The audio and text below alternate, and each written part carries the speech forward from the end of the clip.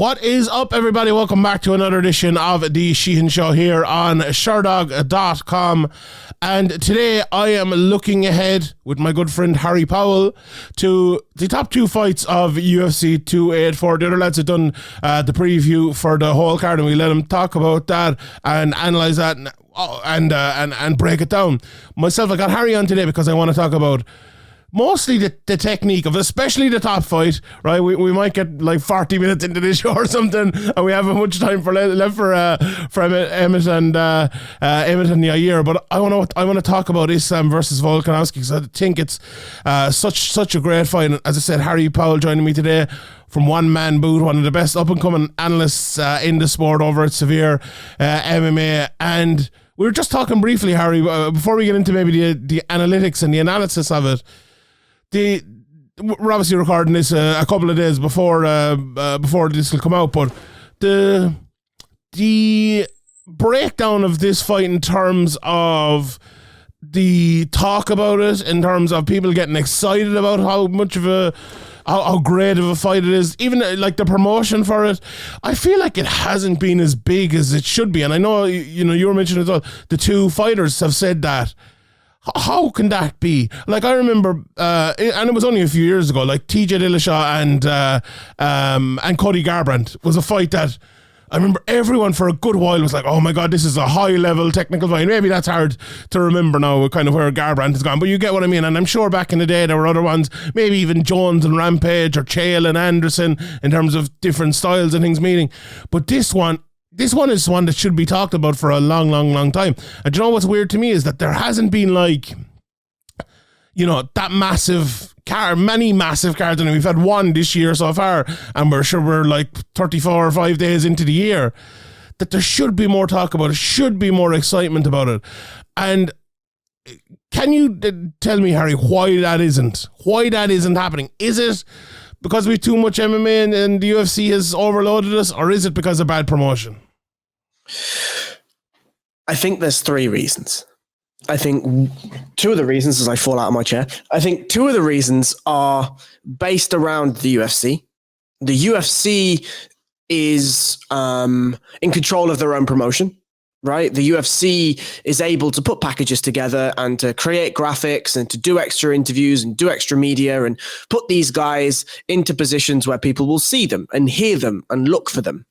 I think it is up to the UFC to lean on the media arms, the analyst arms that they have, to go out and talk about this fight. Why is this fight important? They have great storytellers, and if they don't have the storytellers, they can always draft them in. And we get the Ron Perlman doing the voiceover of the package on the UFC, and like I love that guy's voice. I think it's fucking brilliant. And when he talks on the stuff, I'm like, this is amazing. I'm more excited, and it's the night of the fight.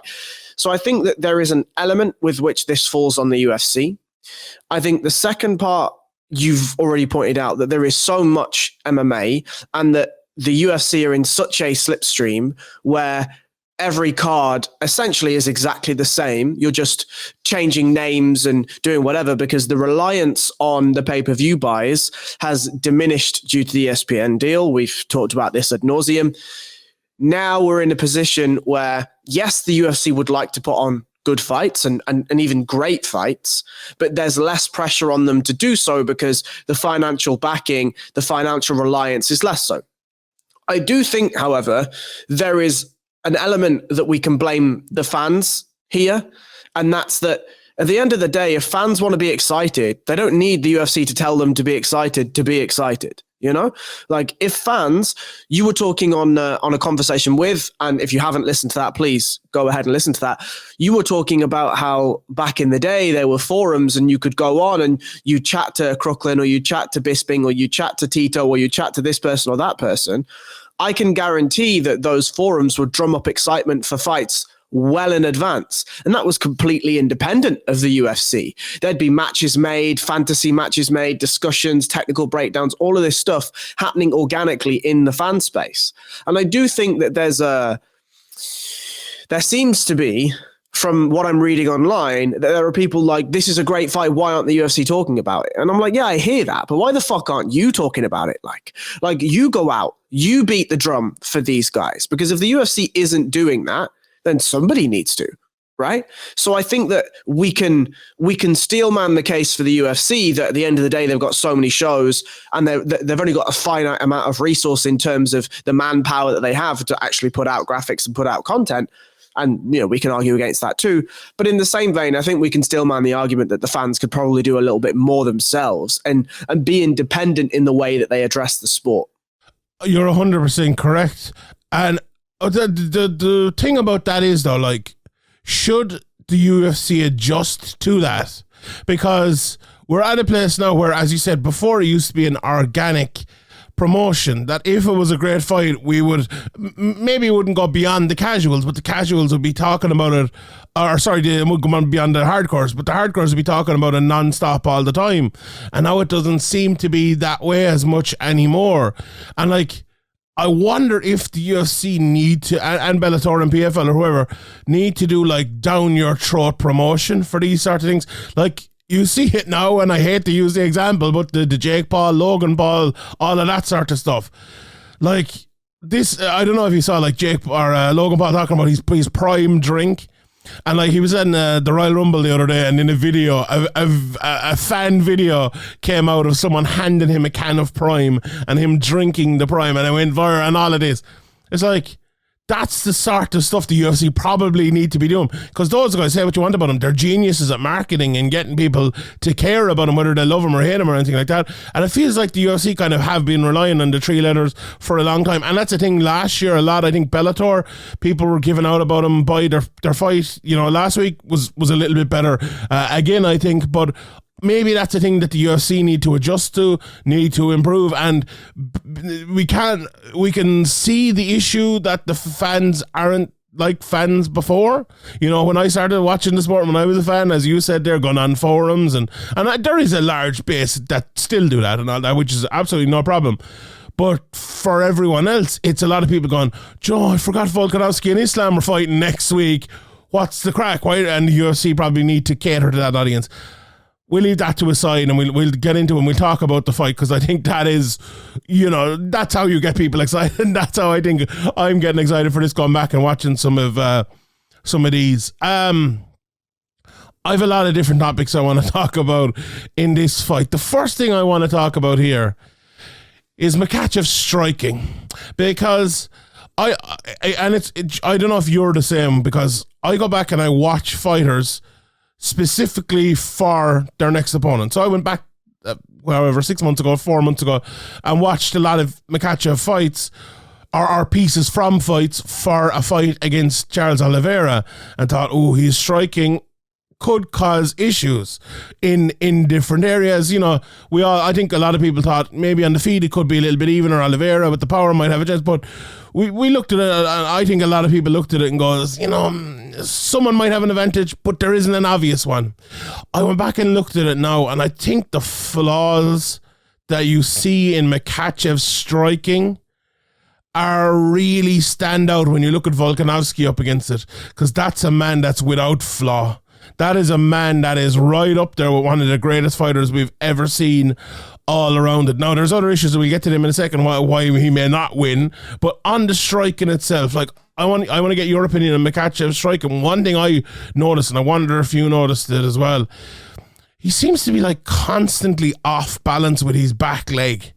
And it's like, it's the start of the Charles Oliveira fight. He almost fell over because he was so off balance with that back leg. And maybe you'll be able to tell me, or we might need fucking Henry Hooft or someone in here to explain completely why that's happening. But I just think it leads to someone who does well because they have such a threat, right? And the threat is one, always the wrestling, but also like the power striking, and he's unrelenting and has absolutely no problem throwing as much out there. Now, he can strike technically as well, but because of that, it kind of hides the flaws. I'm just wondering, if we get into a game where it is striking versus striking, will those flaws actually be shown up by someone like Volkanovski? What's your take on that, and Makhachev's striking overall? So I think his striking is a level above Khabib's, but I don't mean that in any disrespect. What I mean is it is obvious what the A game is. The A game is to get to the wrestling, right? It's to get to the grappling. So the striking is purely a gateway, right? You're not going to see Islam Makhachev go out and go to a Golden Gloves type place, a Golden Gloves type gym, a Freddie Roach or whatever, and say, I want to learn the absolute sweet science of boxing. Because he doesn't need to. There's no advantage to him to do that because the grappling is so superior when he gets into his cycles. The striking for me, I was going to use the word prancy a little. And again, I don't mean that in a negative way, but to me, he's off balance. And my assumption and my read is that he's off balance on that back leg because his penetration leg, the leg that he goes to shoot from, is his front leg. Right. And so that front leg is so heavy into the mat because at all times he is ready and primed to get an overreaction or an overreach from his opponent and shoot underneath that. He is always ready to enter the clinch, to try and hit his sweeps, to try and get to positions. And I also think he's so heavy on that front leg because we know and we see his hands are always out ready to hand fight and again, enter into wrestling exchanges. That's not to say that he hasn't developed his striking. He certainly has. He certainly looks more comfortable under fire. He certainly looks more comfortable in straight striking exchanges. But in contrast to Alexander Volkanovski, you don't see him adhere to certain principles like center line management. You don't see him adhere to winning the outside footwork battle. You don't see him throw a jab at the very extension of his shoulder or the rotation of his shoulders. You don't see him pull back shots in the way that you see somebody like Alexander Volkanovski pull back shots. The leg kicks are more circular based, almost like, you know, when you see a merry-go-round and it starts and like they come out from the side. I was watching recently, George and Harry Hardwick were talking about how they throw the leg kick, and the breakdown that they give is perfect. Like if you throw it the way that Islam throws it, your knee points out to the side, which gives a tell. Right, I know that a kick is coming from the side, whereas what they're saying is you bring the knee straight up the middle, so it could be anything. It could be a front kick, it could be a stomp, it could be anything, and then you throw your low kick from that. Alexander Volkanovski doesn't have tells on his kicks. He doesn't have tells on his shots. So I think that this, from a striking perspective, whilst the striking of Islam Makhachev against almost everyone in that division is going to be more than enough to get him to his grappling. As we say, when I'm talking about grappling, if you don't adhere to the fundamental principles, you're going to get found out. 100%. Let's get to the grappling in a second. We're talking about Volkanovski's striking as well. And I think it's very interesting because I watch Volkanovski and you use the phrase fundamental principles there, which is a better phrase than the one I was going to come up with, whatever it probably was. But I think he blends the fundamental principles with variation. I think, like, when I watch Volkanovski, I just see a guy who is in his element, who, you know, is like a mathematician on the board moving numbers around, and nobody else on planet Earth could understand it, but he understands it. But with all the time, that plus sign in the middle and the equation at either side and it making sense. And that is the fundamentals that you talk about. Like I think the fundamentals, fundamentally the fundamentals are defense. It's to not get hit. Put yourself in every position not to get hit and then do whatever you want from there. So like you look at, and we're talking about 4 fighters here today, and more specifically the top 2 here. You look at all 4 of them and you look at Makhachev and you think, okay, his striking is wild and hurtful and he tries to get the fight to the ground and destroy you. You look at Josh Emmett and he throws lots of strikes, tries to hit you very hard, a big hard man, sometimes gets a takedown. Yair Rodriguez, mad all over the place, that's his style. You see Volkanovski and he's like, he can take you down. He can throw wild hard strikes. He can strike fundamentally. He can do it all. But it's not that he can do it all, it's he does it all while being fundamentally sound. That is, it's genius. You know, George R.R. Martin talks about how he writes these books and how people write books, and it's either an architect or a gardener. So an architect has all the plans out. They know exactly how the building's going to look a year before they dig the first sod up to lay the foundation. and a gardener puts a load of things out there, and hopefully they'll grow in a nice way, you know, or he puts one thing there, one thing there, one thing there, and the 3-year process ends in something lovely. Volkanovski melds the two of them together. I think he architects his striking, but then he's the gardener around it. He doesn't know. He doesn't know what's coming next. He just knows he's going to throw it from this fundamental point of view. And I think that, it's brilliant. Like, I funnily enough, I watched Volkanovski and Emmett one after another, whichever way it was. And I don't think there could be two more different fighters in the world in terms of one guy just throws the same shot over and over and over, or the same 3 shots maybe over and over and over. And the other guy does, if you see him for 30 seconds, he might do 20 different things. Like, he might switch stance. He might throw a jab off the left hand. He might throw a jab off the right hand. He might throw a fake with the left, fake with the right. He might throw a leg kick. He might fake it. It's just everything is coming, everything from a different angle. And like, how do you deal with that? How do you deal with it? Like, I think Robert Whittaker has a similar sort of style, but not as nearly as fundamentally good, in my opinion. And he beat so many great fighters with that. With Yoel Romero, I really believe he beat him because he would not allow him to know what was coming next. And you have that with, say, like a Jose Aldo level of fundamentals, or whoever it might be, as a Sanya level of fundamental striker. It's just something special. It really is something special. And we can get into the matchup again in a second and go back to it. But I don't think we give enough credit to Alexander Volkanovski and how beautiful and brilliant his striking is. I assume you feel the same way, because it's hard I know for someone who is a lover of the game like myself, it's hard to look at that and not be in awe. Like, Demetrius Johnson's up there behind my head. He's another guy that you try to cover down the middle, but it's at some stage you're just like, there's like a light shining in your face, and you're just like, oh, like, I think Volkanovski is that good. That's not to say he's going to win. We'll get to that maybe, but what a fighter. When you accumulate a certain level of skill, you almost forget the fundamental principles because they are baked into the fiber of the foundations of your being, right?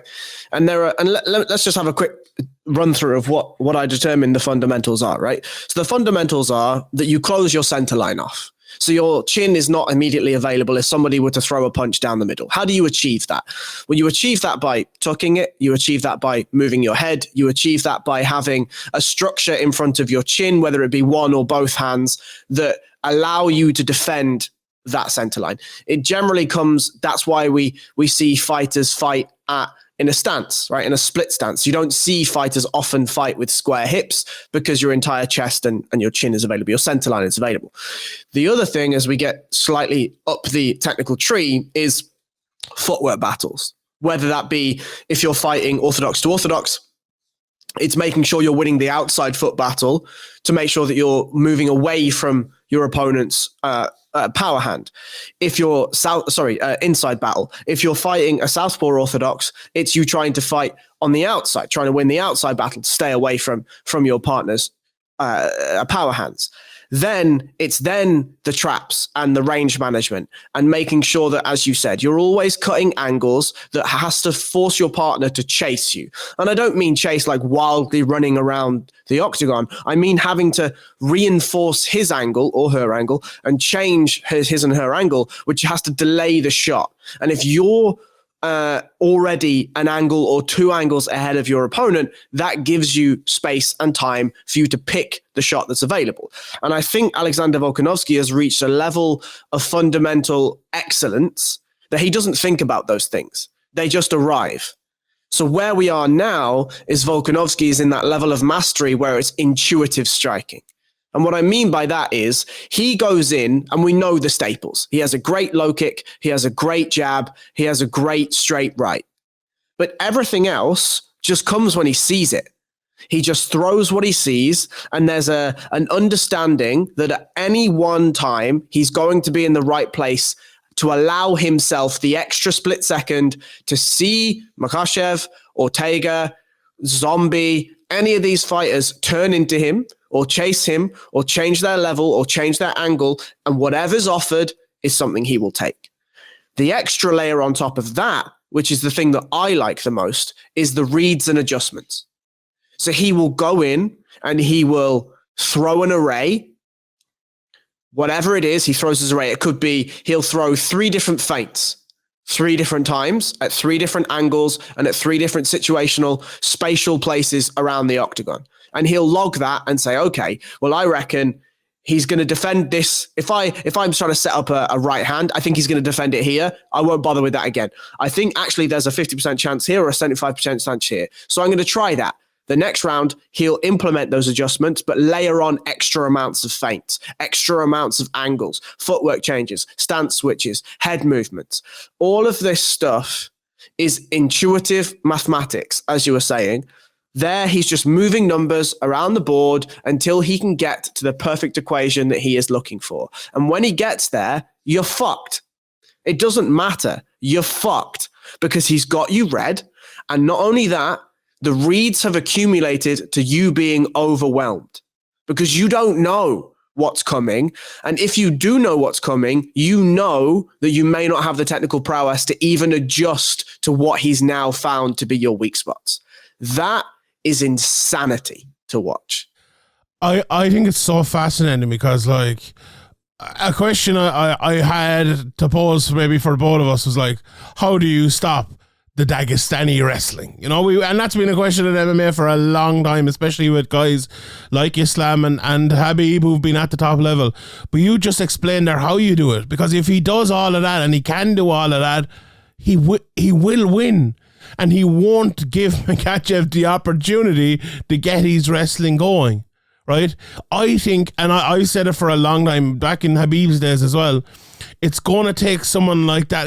Like when McGregor was fighting Khabib, I always said that McGregor has to get his jab going. He has to put Khabib on the back foot. And when I say on the back foot, I mean like tactically rather than like literally. And for McGregor, literally, I don't think literally for Volkanovski per se, but tactically he has to do that. But the way Volkanovski fights is to do that, is to put people off their game, is to get people thinking where he's not thinking. He's doing it naturally. He's just moving numbers. And that is, to me, is the fascinating thing here, because he is primed and ready to do that. And if he can't do it, I find it very hard to see anyone that can do it. Now, at the moment, I'm sure other people will come out and maybe there'll be another Dagestani wrestler, an American wrestler, or a Cuban wrestler, whatever it might be. But I'm just fascinated by that. Absolutely fascinated. To get into maybe what we think will happen then, like, Makhachev is obviously not just going to stand there and allow Volkanovski to punch him up for a long while he throws these windmills and tries to knock him out. And he might, because he can hit really, really hard, and he is accurate as well when he does hit, but Volkanovski obviously very hard to hit. Like, what is the X factor in this as to why Makhachev's wrestling will work? Why is Makhachev the favorite here? Why do a lot of people think he'll win? Because like you just explained basically, and we've talked about it, why Volkanovski will win, you know, if he is to win. But for Makhachev, how can he beat that unbelievable game of Volkanovski? Unfortunately, with MMA, this is an athletic endeavor, and it's not purely maths, right? So you can have somebody tinkering away on this articulately gorgeous, gold-laden maths board, and then you have a man come in with a big sledgehammer and say, fuck your maths board, and just smash right through it. And I think what Makhachev's size and athleticism is going to lean toward in this, and I think even that is quite an interesting proposition, because you're going to have Alexander Volkanovski not cutting 10 pounds, and you're going to have Islam Makhachev doing his usual cut, right? So I think for me, the interesting point about what Makhachev can do is he's going to have a very narrow range of focus. And that range of focus is, I'm going to plod forward. And the moment that Alexander Volkanovski throws one too many strikes, I'm going to duck under and try and level change. The moment that I can feel like I can press Alexander Volkanovski behind half of a tram line, I'm going to rush him. I'm going to make sure that I am in a position where I'm stalking, I'm being the bigger man, I'm being the pressure fighter, and then I'm going to just absolutely railroad wrestling exchanges. I think that... Just before you move on, you mentioned the size there in the weight cut. How big of a factor do you think the size difference is here? Because it is going to be big. I usually shy away from them sort of things. I don't think they matter maybe as much as people say, but it feels like in this one it will, won't it? I think so, but I think in certain realms it will, right? If Alexander Volkanovski can get the jab working, get the footwork working, can force Islam to shoot from a panicked position or a position of weakness rather than a position of strength, size matters less, because we're going to see Islam become more and more and more tactically desperate to get to those grappling exchanges instead of being the cooler, calmer, pick my spots, now I'll go for my athletic drive perspective. And that leans all the way into Volkanovski, right? But I think that Makhachev, we have seen, he is happy to take a shot or barrel through a shot in order to get to his grappling, his wrestling, his clinching. We saw against Arman Tsarukyan, and I understand this is a very, very different prospect, but Arman Tsarukyan has a vast array of strikes at his disposal, and Makhachev's like, all of this is fine, you just throw stuff, and I'm going to barrel through and get to my wrestling exchanges. And I feel like that is going to be plan A for Islam Makhachev. He's saying, I want to knock him out. No, he doesn't. He absolutely wants to go in there and spend 3 rounds dragging Alexander Volkanovski down to the mat, forcing him to get up, forcing him to be extremely tired, full of lactic acid, carrying that extra weight, carrying that extra size. And then he might do a Khabib in the corner where he tells Javier Mendez, I want to be Mike Tyson. I even doubt he'll do that, but I think that's the game plan.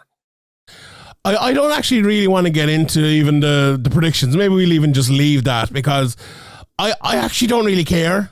I want to watch the fight, and I want to see all the things we just talked about be put onto that canvas and seeing what the picture we have painted is.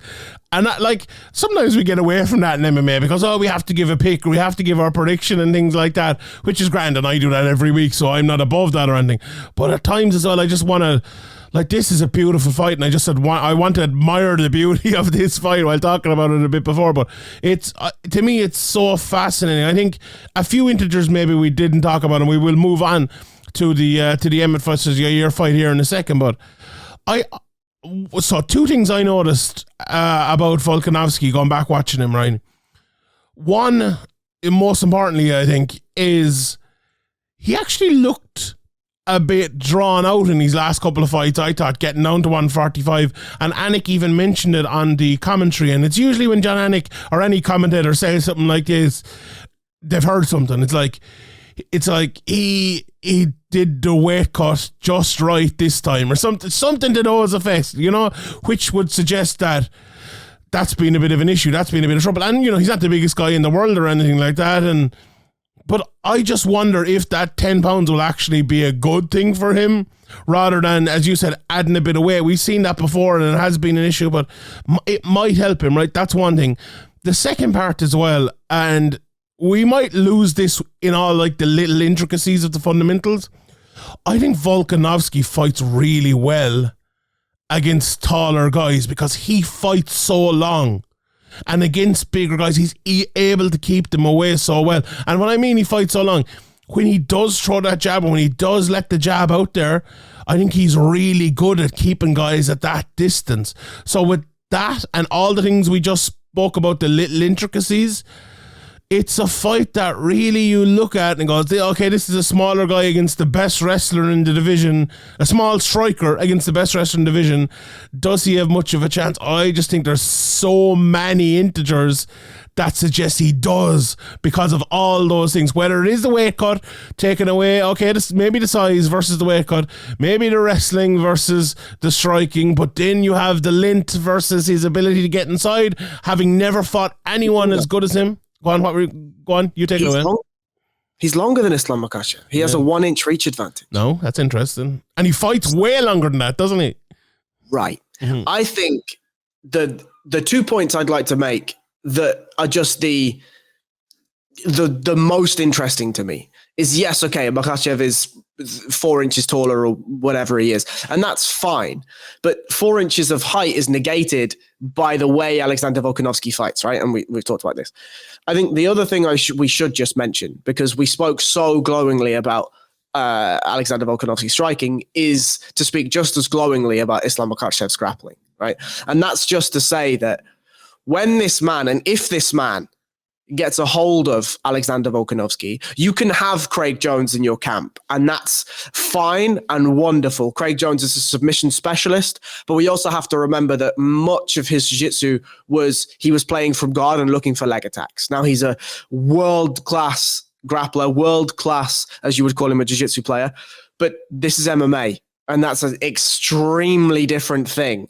And if Islam Makhachev can get to Volkanovski early and can get into his cycles early, there is no better grappler on the planet to do what he does than Islam Makhachev. It's as if we're at the apex now of Volkanovski's admiration, and we're at the start of our cycle for admiring Makhachev at the very top level. Obviously, we've done it for the last few years, and that's a very interesting mind, because we should wax lyrical about that as well, because his grappling, his ground and pound, his control is unbelievable. And as well, like, I think people get him clued up with Khabib all the time, for obvious reasons. But I don't think he's as much of a domineering wrestler as Khabib, because he gives you more of an opportunity to move and for him to even strike you more. Whereas Khabib was mostly about control, I think, but did give you enough rope sometimes as well to put yourself in a position where you get choked. But look, we could talk about that all day. It's going to be so interesting. I can't wait for it. Let's get 5 minutes talking about the co-main event, Josh Emmett versus Yair Rodriguez. Look, this is a very interesting fight as well, because watching Josh Emmett is such an interesting thing to do in modern MMA. To see a guy with his game still have the success that he has, to me, is a little bit incredible. But he only can do it because he's such a tough guy, and two, a brave guy. Now, that doesn't mean he can't do stuff. It doesn't mean he's not a good technical or fundamental fighter or anything like that. He is in different sorts of ways, but the game he partakes in is a lot more agricultural, I think, than any of the other three lads we're talking about here today. Or if you look at the next title fights that are coming up, a Pereira or an Adesanya or a Jones or a Gagne or whoever it might be, he is a guy who goes out there and doesn't throw feints, or almost none, and just every time he moves his arms, he's throwing a punch at 100%. Like, he is a windmill. He's just going around and around and around and around. He's just boom, boom, boom, boom, boom, punch all the time, non-stop. And that, we've seen it in what was the fight? Was it Michael Johnson fight? He got absolutely sparked in one fight anyway. That can happen. But the vast majority of the time, it doesn't happen, because he just overwhelms guys with his pace and his power. He can hit really hard as well. And we haven't seen it maybe in a while, but he can wrestle as well, and he can grapple. And he's more fundamental, I think, there than he is, or more, fundamental is not the right word, but he's more well-rounded, I suppose, there than he is as a striker. And you go up against Yair Rodriguez then, who, you know, he will throw feints. He will move one way to spin the other way. He throws wild kicks. And look, a guy who's if you're analysing him, it's almost to say it's hard to analyse him because he does things so differently at all times. We just know he's going to fight out of that, the karate sense or whatever you want to call it, and throw these wild kicks and big shots, hoping, or not even hoping, but expecting one to land so he'll get the finish, as we've seen many times throughout his career. How do you think that melds, Harry? Tell us about both of their games, who you think, not even necessarily who you think will win, but how you think both of them stack up here as we enter the fight. So I think that this is a far easier fight to analyze and break down. We are not looking at two fighters at the apex of what we know to be the tangible skill sets in MMA. That's not to say they're not great fighters. They are absolutely great fighters. But to me, this fight plays out in one of two ways. It either plays out with Yair Rodriguez moving his feet far more than Josh Emmett will. Josh Emmett chasing Yair Rodriguez around the cage and getting pucked all over the gaff. He's going to get hit with lots and lots of different shots. It was Jeremy Stephens that you were thinking about that absolutely flatlined Josh Emmett. Obviously, the hardest hitter pound for pound ever in the entire world ever. Jeremy Stephens, shout out to Jeremy Stephens. But yeah, Josh Emmett, you mentioned, is a tough man, a brave man. And he comes from what we would used to consider 10 years ago to be the apex of MMA striking, which was you move forward, you tuck your head down, you squat through your stance, and you explode into people with big hooks and right hands and maybe a jab if you're feeling really sprucey. Yair Rodriguez comes in and shows, similar to Wonderboy Thompson, that there is a level of specialism that you can have in your striking if you can put everything together to make it work. Now, what we saw against Max Holloway is that if you have the pressure and you have the volume, but you also have the technical ability to break down that footwork, you could beat Yair Rodriguez. I don't know that Josh Emmett has the footwork or the technical, fundamental, modern nuances to his striking. But what we also saw against Frankie Edgar way back when is that if you allow Yair Rodriguez to build up a head of confidence, you can use that against him. And you can allow him to throw the spinning this and the flying that and the whatever, and you can take him down and you can hold him there. Now, I'm not saying that gap hasn't been closed up. That was a long time ago against Frankie Edgar. I know because I was there that night.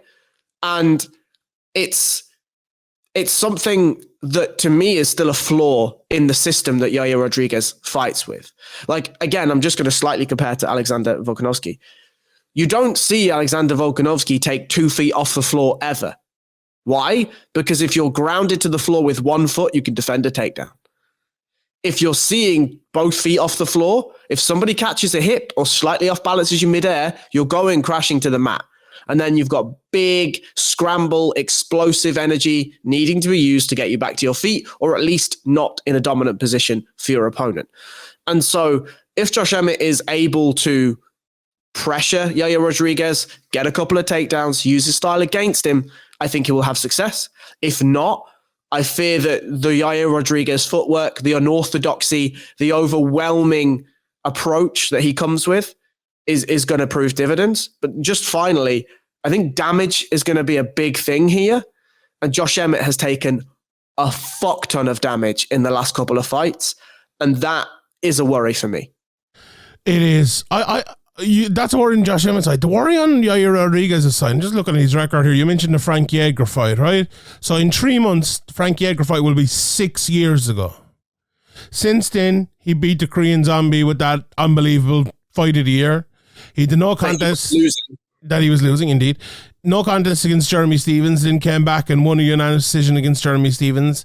Got shellacked by Max Holloway in 2021, and then had a shoulder injury win against Brian Ortega last year. So in that time, he's had one dominant win in 6 years, one great win in the Korean Zombie one. So let's say 2 wins in 6 years. Like, if you're Aaron Lallan sitting at home, you're like, what's going on here? But it's weird as well. Like, Aaron Lallan versus Max Holloway is a much higher level fight than this. and this is for the title, and that one's not for the interim title. I know, but it's a weird one. But I just think sometimes we give people the benefit of the doubt, saying that they have closed the gap in their game because we saw one a long time ago. But I don't know. I think if Josh Emmett goes out and tries to wrestle him, he can do that because he is brave with the striking. I just have a feeling that he's going to be brave with the striking and not go to the wrestling as much as maybe he should. And if it doesn't work early, which it won't against Yair, I don't think, because he, as you said there, you need to put a bit on him, break him down a little bit before he gives it up, I suppose. And I just think Emmett is one of those guys, and it's more of an old school MMA thing. I think if it doesn't work, give it up and go to something else. Whereas I don't like. I think keep doing it, keep doing it, and it'll eventually work. Change things up to do the same thing to get the same result. Absolutely, but stick to what you fundamentally think will win the fight if that is the way to do it. And I don't know. I like it's a fight I find very hard to easy to break down, as you said, but very hard to kind of analyze in terms of who will win it, because it will either be Emmett coming in barreling forward, landing a few big shots and hurting Yair, maybe taking him down or maybe finishing him, or it'll be Yair dancing around him and Emmett's not the one for getting tired though. For a guy who throws it 100% all the time, he can keep going and going and going, but there's only so much. Plus Yair, he can't do that for 5 rounds as we've seen before. He can do it for maybe 3 rounds, but then he gets a bit more flat-footed. It's always going to happen. What's going to happen in I think there's a lot of different ways this fight can go in terms of who wins it, in terms of how it looks. But I think the one thing I do think I think it will be a fun fight, because both of these guys are fun fighters. They only know one way to fight, I think, now, unless Emmett goes out and blankets him for 5 rounds, which I think he should do, if I'm being honest, or he should try to do. But I think it will be a fun fight, and I'm looking forward to it. Is there anything else you want to mention on that fight before we close things up? Because I know it's a fight that will fly under the radar while still being a fight that really could deliver in a lot of ways. I certainly think it will deliver. I certainly think both guys are fun. We're certainly going to see some damage. We're certainly going to see some mad bastardry from Yair Rodriguez. I just have, and I've had this for a little while since thinking about this fight, I just have a feeling that Yair is going to get comfortable throwing some stuff, and I just can see one of those big bowling ball overhand rights coming from Josh Emmett as he times a jumping knee or a whatever that's misplaced, and Yair is going to take a shot, and it's damage, and we may see a ground and pound, we may see something. When I watched that, and maybe this is just my bias from having watched that Frank Yeager performance, but I just watched Yair have no idea how to get up, how to really react, how to really be. And as you say, it's 6 years ago in a couple of months, and that's fine. But there's something that you feel when you watch these things live, that you get a read of a person or a read of a fighter. And I think Josh Emmett is tough enough and brave enough to understand that there is a possibility that he gets hit with this flying knee or gets hit with this thing, but will put himself in the fire anyway, with the confidence to be like, I reckon I can chin him. I reckon I can get to him. And so if that alone doesn't tell you it's going to be a fun fight, I'm not sure what is.